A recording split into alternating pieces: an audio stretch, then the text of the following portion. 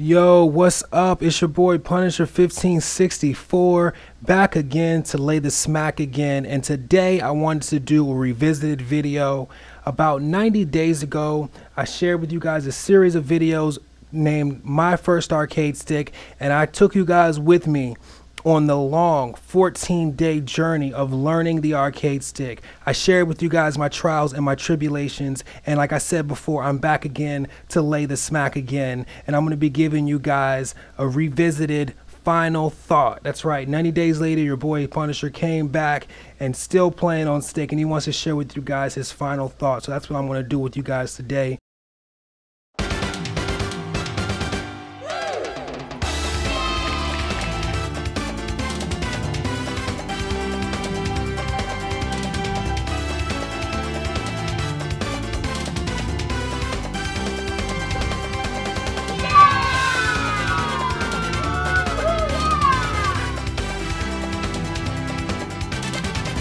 Okay, so we're going to get into the arcade stick, talk about everything, and then I'm going to give you guys my final thoughts. Now, first and foremost, this material here, this is actually carbon fiber film, and the reason I got this film is because with this being a Hori Soul Calibur 5 arcade stick, it had no plexi on top of it that I could put artwork under, and honestly, I really didn't want the artwork anyway. So I saw someone on the internet do something similar. So I said, you know what, your boy Punisher, I went to Amazon.com, got the 3M carbon fiber film, put it on. Installation was fairly simple. I kind of overdid it in this area a little bit, but you know, it is what it is. What do I think about the film? I really like it a lot. Not just the looks of the film, but the fact that unlike the average plexi or sticker cover, it doesn't cause my hands to sweat so much. You know, one big problem I had when this stick first came out, or when I first got it, was that my hands would sweat a lot. And I'm the type of person that if I have a real dirty feeling stick, I can't concentrate on the game. I gotta clean off the stick, you know what I mean? I gotta make sure my stick is fresh so I can properly lay the smack down. And you know, this carbon fiber film helps keep my stick fresh. So that's one great thing about the carbon fiber film. Now, there is a small downside to it. It can be kind of difficult to clean because this is sort of a laced material. It does kind of, there's some type of weird sediment buildup that kind of goes on in some of the high traffic areas, like here, and a little bit underneath the buttons. But you know, it can be clean, but it is kind of difficult. So I'm just gonna go ahead and move on to the buttons. These are silent Sanwa buttons. I got them because I knew my girlfriend was going to complain about the noise, and sure as hell she did. And not even just that, I really thought that the noise myself was a little annoying and a little obnoxious and a little bit too loud. Now, one thing about these buttons is not only are they silent, but the throw of the button is a lot shorter because of the cushioning that's inside the housing of the buttons. And I really like the fact that the throw of the buttons is shorter because I feel like I can push buttons faster than I would normally with the standard button. And I managed to keep one button old-fashioned. This is the original regular Sanwa button here, and you can hear this noise versus that noise. It's, you know, it's a huge difference. But I kept this button here because in tournament, I have a friend, he likes to like mash down that button like in between like rounds and stuff, and I find it so irritating, you know what I mean? But I figure I could use this as like an advantage to like get on the dude's nerves that's sitting next to me. Or maybe like if I'm playing a game and I can like fake I'm doing attack by like pushing this button, because this button isn't assigned to anything and it's super loud. So I know I can like fake someone out like I might be doing giant swing with this button, and I'm really not. So I mean, those are just some little things about the button. But I'm going to get to the whole juice of the matter, and that's the stick. And this is a Sanwa JLF stick, and I've been kind of having these mental debates with myself as to whether or not I was going to buy Samitsu or I was going to go out and buy a Korean stick. And every time I get into these debates, I just do a little bit more experimenting. Now, one thing that I've done is I've changed the spring in this arcade stick. And let me see if I can find this damn spring. Okay. Yeah, I found both of them. Okay. Now, if you're looking at this thing right here, this is the default Sanwa spring, and as you can see, it is a flimsy ass spring, and it's the reason why the Sanwa stick is so loose. This is a Samitsu LS32 spring. Now in here, I have an LS 38 or LS52 spring, which is a little bit thicker than this spring, and for that reason my stick returns to neutral a lot faster than it would with the loose and goose default Sanwa stick. So that was the first thing that I did. I tightened up the spring a lot.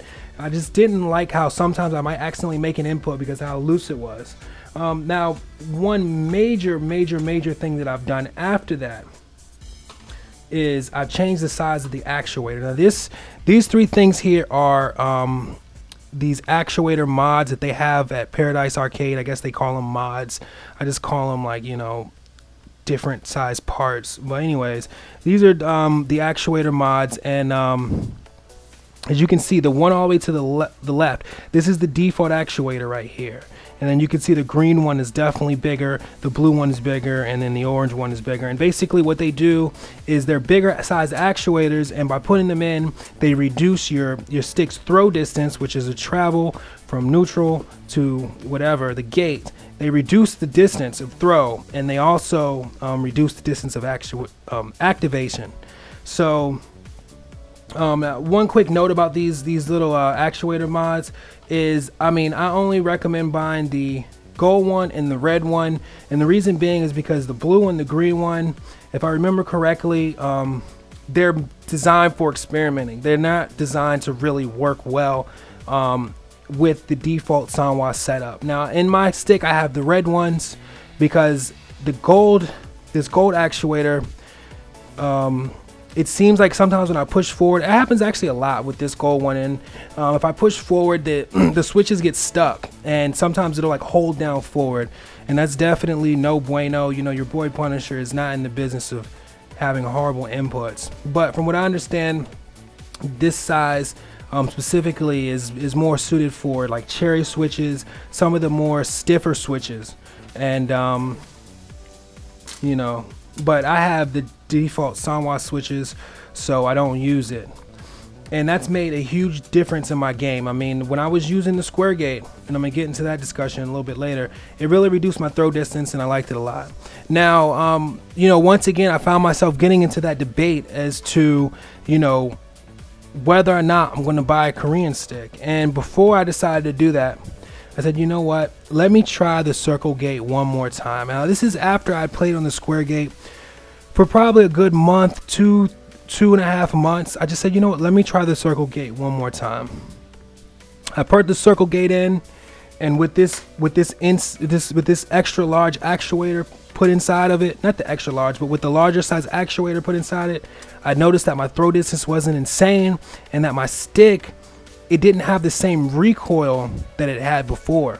Like with this default actuator and then the Sanwa circle gate, if you go like all the way right here and then you let go, there's a lot of recoil. The spring has so much tension in it that it just shoots back and it gives you a back input. It doesn't matter what spring you have in there. You could have the flimsy default spring, or you can have a tighter spring. It always does that. And I found that with the bigger actuator, the spring didn't build up as much tension, and for that reason I didn't get the same recoil, and that was a huge plus.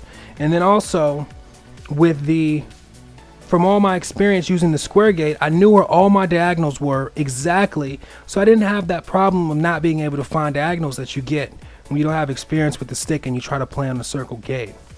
Now that was all great. And another thing that I loved about the circle gate is that it has, you know, with the square gate you have easy diagonals. With the circle gate you have easy cardinal directions, which is your up, down, right, and left. And the problem that I had with the square gate was whenever I was pushing up, down, right, or left, sometimes I would get caught up in the corners, especially when I needed to block something super fast.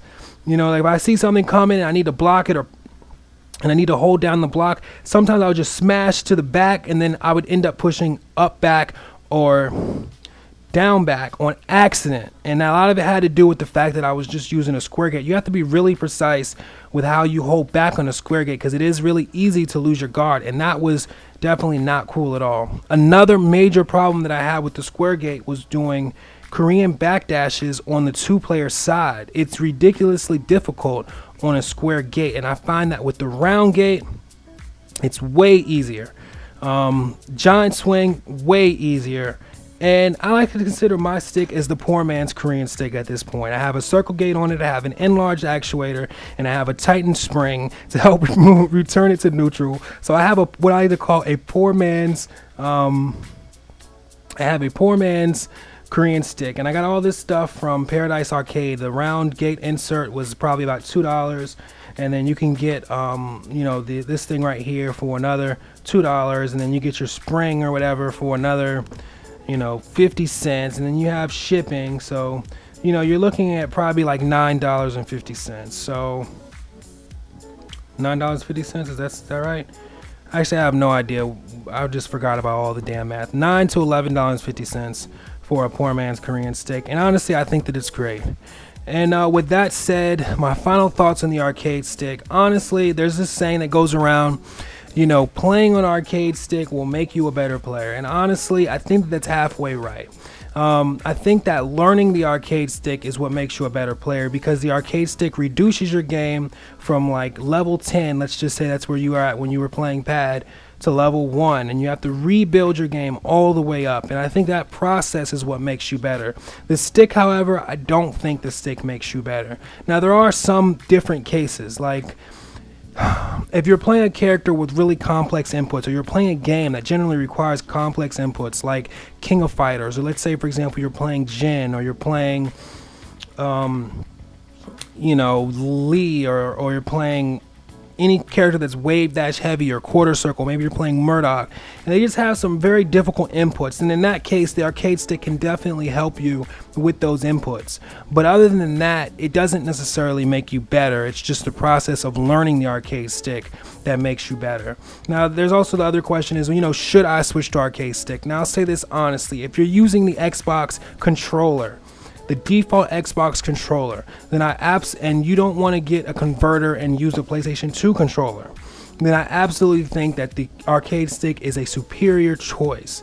Now, that's only if you don't want to use a PS2 controller. PS2 controller is excellent for playing Tekken, and compared to the Xbox controller, it's like night and day. And that's my personal opinion on it, someone that's played both Xbox and Sony controllers. Now, if you play a character like Law, Miguel, or Jack, Paul, any character that's fairly simple, and you really don't need an arcade stick in order to play them to their optimum. Also, now at Final Round, you're allowed to, not Final Round, at Evo, you're allowed to map your buttons while playing Tekken, and that wasn't something that was prevalent months ago. So, I mean, that was my primary reasons for buying this stick, is because I couldn't map buttons. But I mean, now that I'm on it, you know, of course I'm not going back to pad, because I've gone through all the stress of learning it, and I do see a lot of the benefits. But I do also play a lot of input intensive characters. I just started playing Murdoch today, and I play King, so you know, I can definitely benefit from it. But if you're playing simple characters like Law, Miguel, or you know, Alyssa, you don't need to have an arcade stick in order to use them to their optimum ability, and it's completely a preference.